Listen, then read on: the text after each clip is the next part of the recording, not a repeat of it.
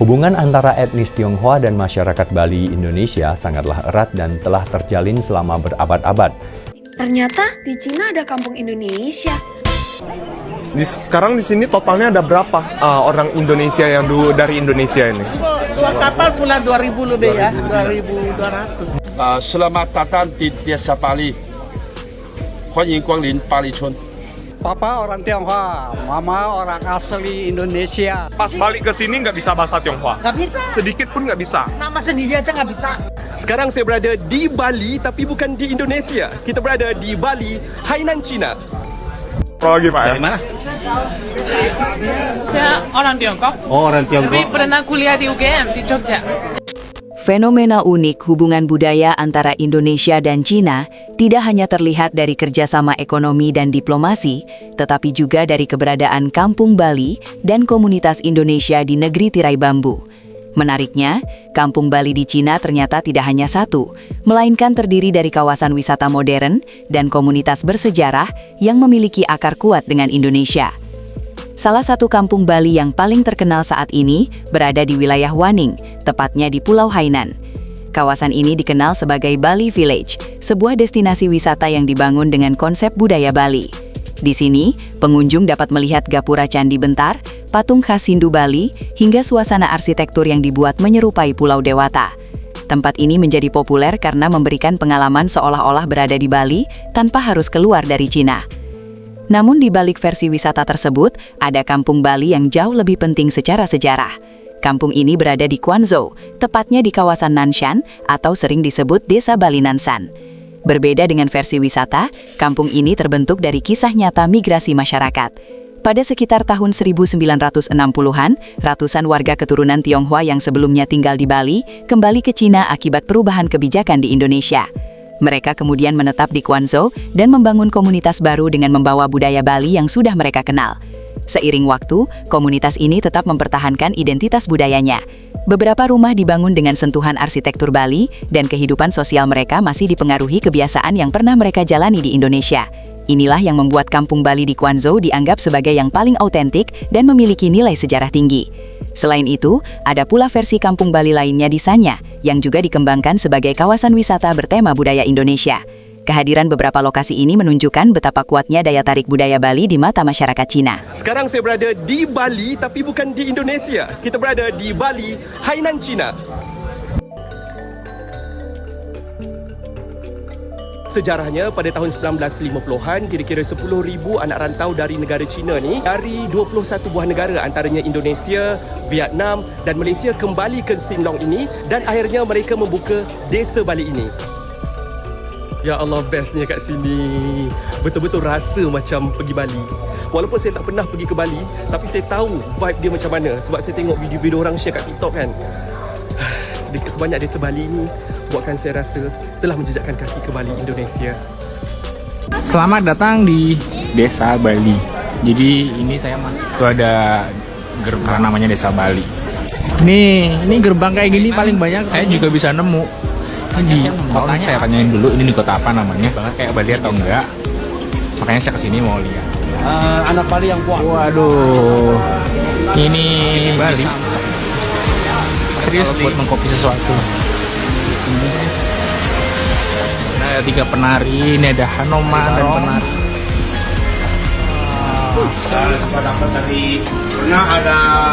Ini jelasin sama marketnya.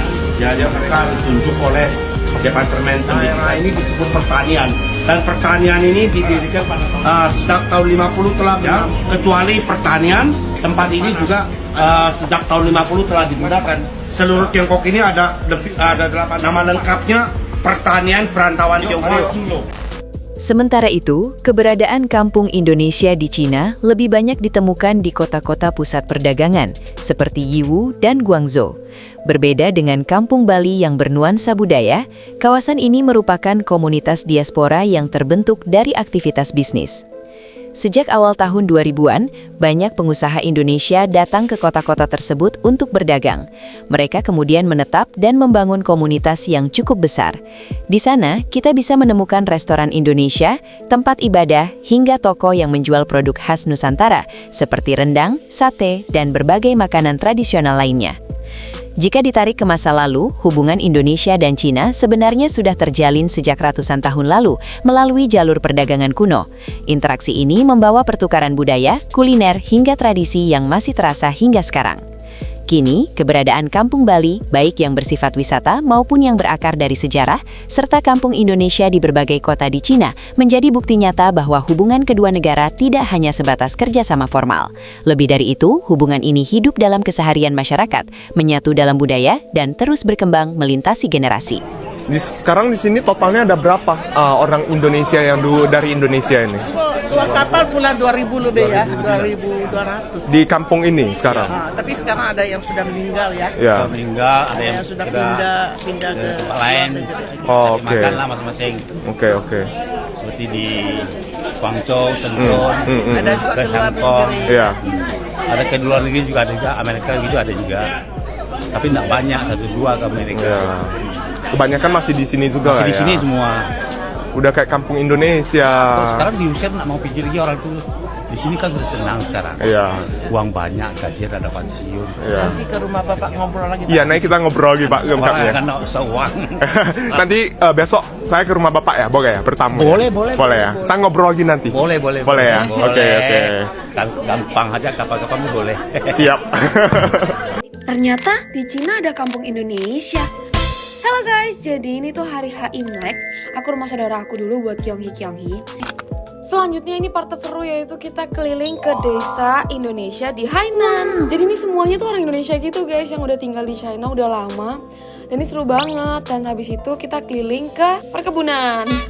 Ini loh guys tulisannya ini loh, desa Indonesia di Hainan. Jadi kita bisa lihat ada kayak gini-giniannya juga. Dan akhirnya kita balik ke rumah untuk makan lagi. Dan lanjut kita jalan ke mana guys? Ke pantai. Ini katanya pantai yang harus kita datengin di sini. Jadi ya udahlah ya dengan angin segini kuatnya dan hujan. Papa orang Tionghoa, Mama orang asli Indonesia. Pas balik ke sini nggak bisa bahasa Tionghoa. Nggak bisa. Sedikit pun nggak bisa. Nama sendiri aja nggak bisa.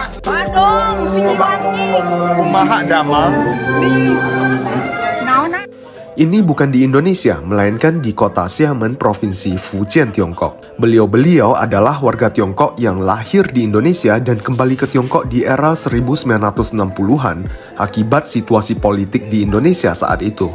Di era 1960-an, terdapat lebih dari 100.000 warga Tionghoa yang meninggalkan Indonesia dan saat ini tersebar di beberapa provinsi di Tiongkok, salah satunya di Provinsi Fujian. Meskipun sudah 60 tahun lebih tinggal di Tiongkok, mereka masih melestarikan bahasa dan budaya Indonesia hingga saat ini.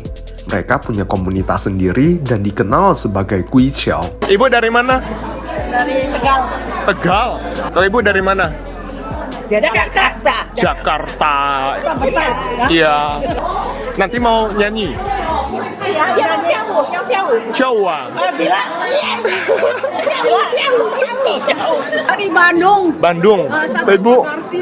Dari Kalimantan. Kira di Indonesia, Jakarta. Orang Jakarta. Ya, Jakarta, ya betul.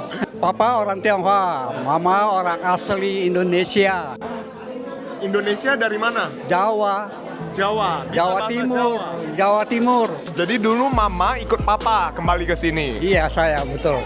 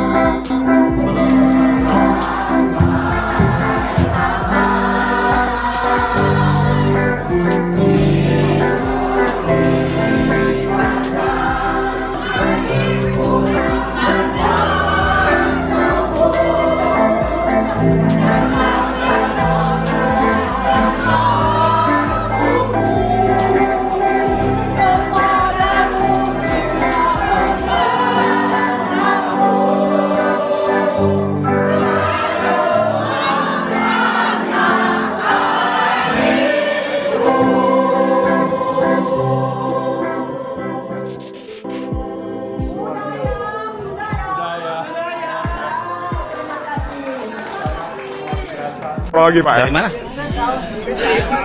Saya orang Tiongkok. Oh, orang Tapi Tiongkok. pernah kuliah di UGM di Jogja. Jadi suka banget sama budaya Indonesia dan banyak persahabatan dengan teman Indonesia. Jadi saya merasa terharu banget. Saya juga bisa nyanyi Indonesia tanah airku. Saya juga bisa. Kemerdekaan Indonesia. Kampung Bali Nansan terletak di kota Chuanzhou, Provinsi Fujian, Tiongkok. Ketua Kampung Bali Nansan, Sepoh yang berasal dari Temukus Buleleng ini mengatakan, Kampung Bali Nansan dihuni oleh 600 jiwa warga Tionghoa keturunan Bali. Bahkan 10 diantaranya merupakan warga asli Bali yang menikah dengan warga Tionghoa keturunan Bali. Sebagian besar warga merupakan warga keturunan Tionghoa di Bali yang berasal dari Buleleng, Tabanan, dan Badung. Mereka kembali ke Tiongkok pada tahun 1960-an. Hingga saat ini mereka masih fasih berbahasa Bali dan biasa berkomunikasi antara warga menggunakan bahasa Bali.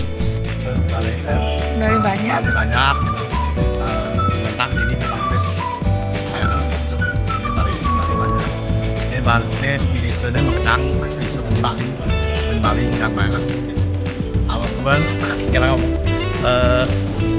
Ini pemerintahnya memang berdiri di Bali main di rumahnya nomor rumahnya yang rumah Bali.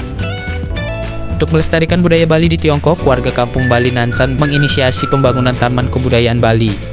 Taman Kebudayaan Bali ini diharapkan dapat mempererat hubungan antara Bali dengan Tiongkok, serta dapat mempromosikan Bali kepada masyarakat Tiongkok.